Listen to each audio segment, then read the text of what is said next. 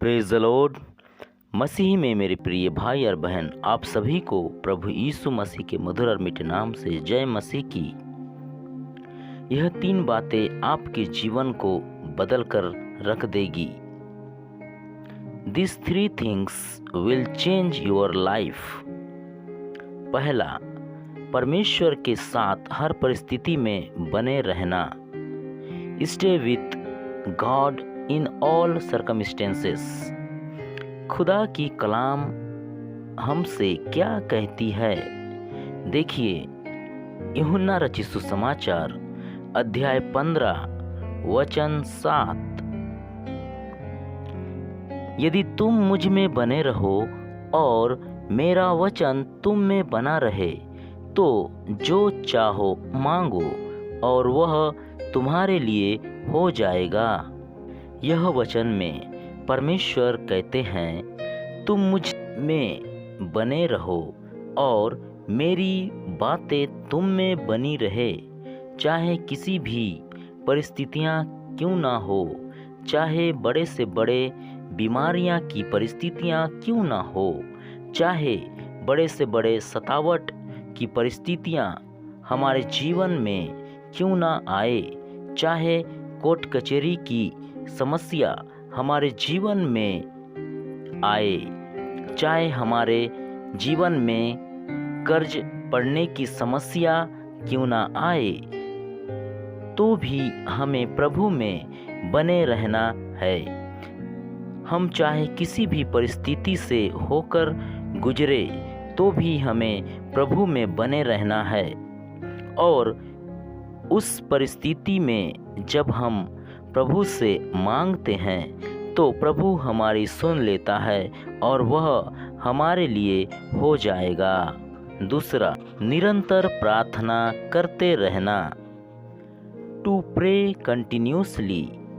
खुदा की कलाम से देखेंगे, पहला थिस्सलुनीकियों की पत्री अध्याय 5 वचन 17। निरंतर प्रार्थना में लगे रहो।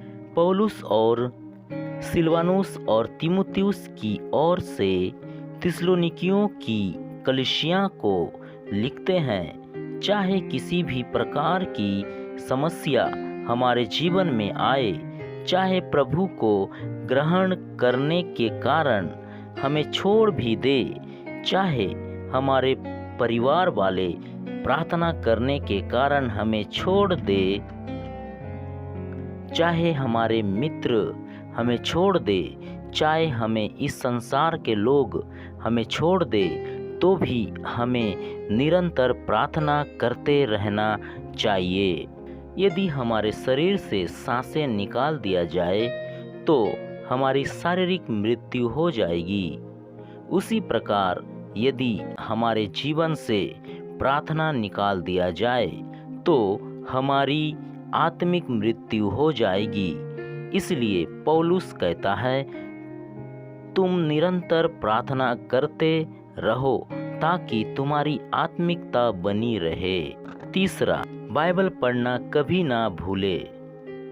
Never forget to read the Bible. खुदा की कलाम हमसे क्या कहता है?